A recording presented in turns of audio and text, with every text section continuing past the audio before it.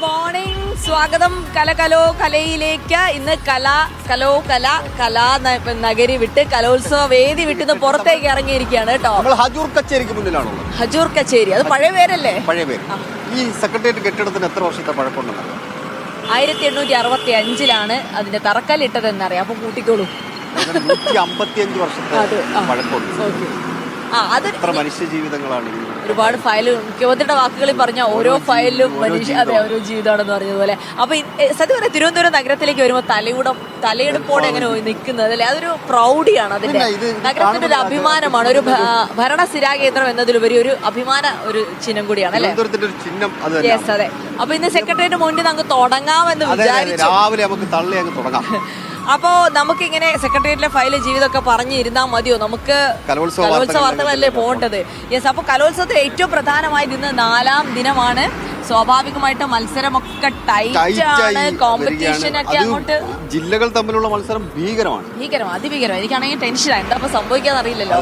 കണ്ണൂരാണെങ്കിൽ അപ്രമാദിത്വം തുടർന്നുകൊണ്ടിരിക്കുന്നു. പക്ഷെ കോഴിക്കോടും തൃശ്ശൂരും ഒരേ പോയിന്റ് നിലയിൽ, അതെ, പക്ഷെ കോഴിക്കോട് തൃശ്ശൂരും ഒരേ പോയിന്റ് നിലയിൽ ഇഞ്ചോടിഞ്ച് പോരാട്ടമാണ്. എന്തൊക്കെ സംഭവിക്കുമെന്ന് ഇന്നത്തെ ഒരു ദിവസം കൊണ്ട് നമുക്ക് വ്യക്തമായൊരു സൂചന ഒന്നും ലഭിക്കില്ല. കാരണം നാളെ കൂടെ ഉണ്ട് ഫലമൊക്കെ മാറി മറിയാൻ വേണ്ടിയിട്ട്. അപ്പൊ ആ സമയം നമുക്ക് ഇന്ന് വേദിയിൽ നടക്കുന്ന പ്രധാനപ്പെട്ട ഐറ്റങ്ങൾ എന്തൊക്കെ, ഏതൊക്കെ വേദിയിൽ നടക്കുന്നു, എന്തൊക്കെ സംഭവിക്കാനിരിക്കുന്നു തുടങ്ങിയ കാര്യങ്ങളൊക്കെ അറിയണം. അതിനുവേണ്ടി നമ്മൾ ഷബീർ ഒമർക്കാണ് നമ്മളെ ഷബീർ ഒമർ, നമ്മുടെ തോഴൻ, നമ്മുടെ കോൽക്കളി വിദഗ്ധരും ഒപ്പം തന്നെ ഒപ്പനും. അതെ. അപ്പൊ ഈ രണ്ടുപേരും നമുക്ക് കലോത്സവ വേദിയിൽ നിന്ന് ഉണ്ട് എന്നാണ് പ്രതീക്ഷിക്കുന്നത്. അപ്പൊ നമുക്ക് അവരിലേക്ക് ഒന്ന് പോയാലോ? ഷംസീർ, എന്തുണ്ട് രാവിലെ കലോത്സവ വിശേഷങ്ങൾ? അവിടെ ആൾക്കാരൊക്കെ വന്നു തുടങ്ങി. ആ ഷംസീറിനെ നീ സൂക്ഷിച്ച് പിടിച്ചോണം, അവൻ കൈവിട്ട പോയ പോക്കാണ്.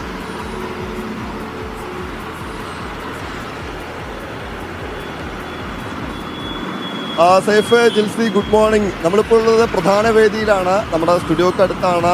പ്രധാന വേദിയിൽ ഇപ്പോൾ തന്നെ കലോത്സവ വൈബ് തുടങ്ങി. അതായത് ഈ 7 മണിയോടുകൂടി തന്നെ പലരും ഇവിടെ എത്തി. ഭയങ്കര ഒരു ഉത്സവ മൂഡാണ്. 4ാം ദിനമാണ്, നമുക്കറിയാം. ഇന്നാണ് പ്രധാനമായ മത്സര ഇനങ്ങൾ നടക്കുന്നത്. നാളെയോടുകൂടി, അതാണ്ട് നാളെ അധികം ഇനങ്ങളില്ല. അപ്പോൾ ഇന്നാണ് ഈ ആരായിരിക്കും 1ാം സ്ഥാനത്തേക്ക് എത്തുക എന്നതടക്കം നിർണ്ണയിക്കുക. നേരത്തെ സൈഫ് പറഞ്ഞതുപോലെ ഷംസീറിനെ നമ്മൾ അഴിച്ചു വിട്ടേക്കാണ്. ഷംസീർ കലോത്സവ വേദി മുഴുവൻ കറങ്ങി. ഞാൻ ഈ സ്റ്റുഡിയോയും ഈ പ്രധാന വേദിയും വിട്ട് മറ്റൊരു വേദിയിലും പോയിട്ടില്ല എന്നുള്ളതാണ് യാഥാർത്ഥ്യം. പക്ഷേ ഷംസീർ ഈ കലോത്സവ വേദി മുഴുവൻ കറങ്ങി കലോത്സവത്തിന്റെ മുഴുവൻ വൈബും പിടിച്ച ആളാണ്. അപ്പോൾ ഷംസീറാണ് ശരിക്കും ഇതുമായി ബന്ധപ്പെട്ട് പറയുന്നത്. ഷംസീർ എങ്ങനെയായിരിക്കും ഇപ്പം പോയിന്റ് നിലയിൽ കണ്ണൂർ കുതിക്കുന്നു? എങ്ങനെയായിരിക്കും നാളെ മത്സരങ്ങളുണ്ട്, കുറച്ചേ ഉള്ളൂ, എന്തായിരിക്കും അവസാനത്തെ ഒരു സാധ്യത? ഞാൻ പല വേദികളിലും പോയിട്ടുണ്ട്. പക്ഷെ നമ്മുടെ മീഡിയ വൺ ടീമിനെ ലീഡ് ചെയ്യുന്നതിൽ പ്രധാനിയാണ് ഷബീർ എന്നുള്ളത് കൊണ്ടാണ് ഷബീറിന്റെ മറ്റു സ്ഥലങ്ങളിലേക്ക് മൂവ് ചെയ്യാൻ പറ്റാത്തത്. ഏറ്റവും മികച്ച രീതി നമ്മുടെ ഷോയും റിപ്പോർട്ടേഴ്സിനെ വിന്യസിക്കുന്നതിലൊക്കെ ഷബീറിന് പ്രധാനപ്പെട്ട പങ്കുണ്ട്. അതുകൊണ്ടാണ് ഷബീറിന് പറ്റാത്തത്. നമുക്ക് നാളെ എന്നെ പുകഴ്ത്തിയതിന് തിരിച്ചൊരു പുകഴ്ത്തൽ. അതായത് നമ്മുടെ ഏറ്റവും മികച്ച സ്റ്റോറികൾ കണ്ടെത്തുന്ന റിപ്പോർട്ടർമാരിൽ പ്രധാനിയാണ് ഷംസീർ. അതുകൂടി ഞാൻ നമുക്ക് ഏതായാലും വേദികളിലെ മത്സരങ്ങൾ ഏതൊക്കെയാണെന്ന് നോക്കാം. നേരത്തെ ജിൽസി പറഞ്ഞ പോലെ തന്നെ ഇന്നാണ് വിവിധ വേദികളിൽ കഴിഞ്ഞ ദിവസങ്ങളിലൊക്കെ നടന്ന പോലെ മത്സരങ്ങൾ നടക്കുന്നത്. നാളെ വളരെ കുറച്ച് മത്സരങ്ങൾ മാത്രമേ ബാക്കി ഉണ്ടാവുള്ളൂ. നിലവിൽ തന്നെ 70% 179 മത്സര ഇനങ്ങൾ പൂർത്തിയാവുകയും ചെയ്തു.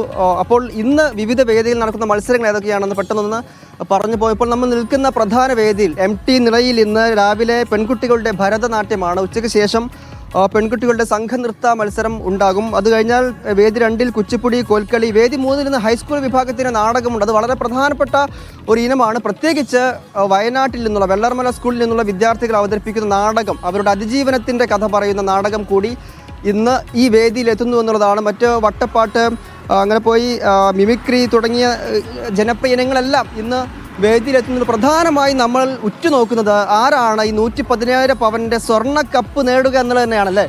കഴിഞ്ഞത്തെ ജേതാക്കൾ തന്നെ, അതായത് ചാമ്പ്യന്മാർ തന്നെയാണ് ഇത്തവണയും ആദ്യ ദിനം മുതൽ ലീഡ് ചെയ്യുന്നത്. ചെറിയ പോയിന്റ് വ്യത്യാസമൊക്കെ ഇടയ്ക്കുണ്ടെങ്കിലും ആദ്യ ദിനം മുതൽ തന്നെ കണ്ണൂർ വലിയ തരത്തിൽ ലീഡ് ചെയ്യുന്നുണ്ട്. നാളെ എന്തെങ്കിലും മാറി മറിയാനുള്ള സാധ്യതയുണ്ട്? എങ്ങനെയാണ് ഷംസീറിന്റെ ഒരു കലോത്സവം? നമ്മൾ സാധാരണഗതിയിൽ ഇങ്ങനെയൊക്കെയാണ് ട്രെൻഡ് ഉണ്ടാവുമെങ്കിൽ കൂടി അവസാന ദിവസത്തിലേക്ക് എത്തുമ്പോൾ ചെറിയ പോയിന്റ് വ്യത്യാസത്തിൽ, കഴിഞ്ഞ വർഷമൊക്കെ ഓർമ്മയുണ്ട്, ഉച്ചയ്ക്ക് ശേഷം തന്നെ അങ്ങോട്ടും ഇങ്ങോട്ടും മാറി മറിയുന്ന കാഴ്ചകളാണ് നമ്മൾ കണ്ടത്. അപ്പോൾ ഇക്കുറി ആരാണ് കപ്പടിക്കുക എന്നുള്ളത് വളരെ പ്രധാനപ്പെട്ട കാര്യമായിട്ടാണ് നിൽക്കുകയാണ്. കണ്ണൂരിലേക്ക് കപ്പ് വീണ്ടും പോവോ അതോ കോഴിക്കോട്ടേക്ക് തിരിച്ചു കൊണ്ടുവരുമോ, പാലക്കാട് 2 വർഷത്തിന് ഇടവേളയ്ക്ക് ശേഷം പാലക്കാട്ടേക്ക് കപ്പ് പോവോ തുടങ്ങിയ ചോദ്യങ്ങളാണ് ബാക്കിയാകുന്നത്. അത് ഉറ്റുനോക്കിയാണ് നമ്മൾ ഓരോരുത്തരും. ഏതായാലും വിദ്യാർത്ഥികളൊക്കെ വലിയ ആവേശത്തിൽ തന്നെയാണുള്ളത്. ഒരു കാര്യം കൂടി ചോദിച്ചു, ഷംസീറിന് ഏത് ഐറ്റാണ് പിടിക്കുന്നത്, ഏത് സ്റ്റോറിയാണ് നമ്മൾ പ്രതീക്ഷിക്കുന്നത്? സത്യം പറഞ്ഞാൽ ഞാനിന്ന് എവിടെ പോകണം എന്നുള്ളത് തീരുമാനിച്ചിട്ടില്ല. നമുക്ക് ഏതെങ്കിലും വേദിയിൽ പോകണം. പിന്നെ സ്റ്റോറികളൊക്കെ വീണ് കിട്ടുന്നതാണല്ലോ, എല്ലായിടത്തും സ്റ്റോറികളുണ്ട്. വ്യത്യസ്തമായിട്ട് എന്തെങ്കിലും കണ്ടെത്തുക എന്നുള്ളത് വളരെ വെല്ലുവിളി. അവര് രണ്ടുപേരും അവിടെ നിൽക്കുകയാണ്. എനിക്കൊരു കാര്യം മാത്രമല്ല പറയാനുള്ളത്, ഒരു ചുരുങ്ങിയ സമയത്തിനുള്ള രണ്ടുപേരും പരസ്പരം അങ്ങോട്ട് പുകഴ്ത്തി കളഞ്ഞു. എനിക്ക് വേറൊരു കാര്യം പറയാനുണ്ട് ജിൽസി. ഈ ഇവനെ അഴിച്ചുവിട്ടേക്കുവാണെന്ന് പറഞ്ഞു ഷംസീറിനെ. ഈ അഴിച്ചുവിട്ടതിന്റെ ഗുണം നമുക്ക് കിട്ടും. ഞാനൊരു ശബ്ദം എടുത്തിട്ടുണ്ട്, അവന്റെ കല്യാണം കഴിയാതെ കോഴിക്കോട് കാലുകുത്തില്ല. ഇനി കാലുകുത്താൻ പറ്റുമോ? നിങ്ങൾക്ക് ഇനി കോഴിക്കോട് കാലുകുത്താൻ പറ്റില്ല എന്നാണ് കൊടിയ അപമാനം. ഓക്കെ, ഇനി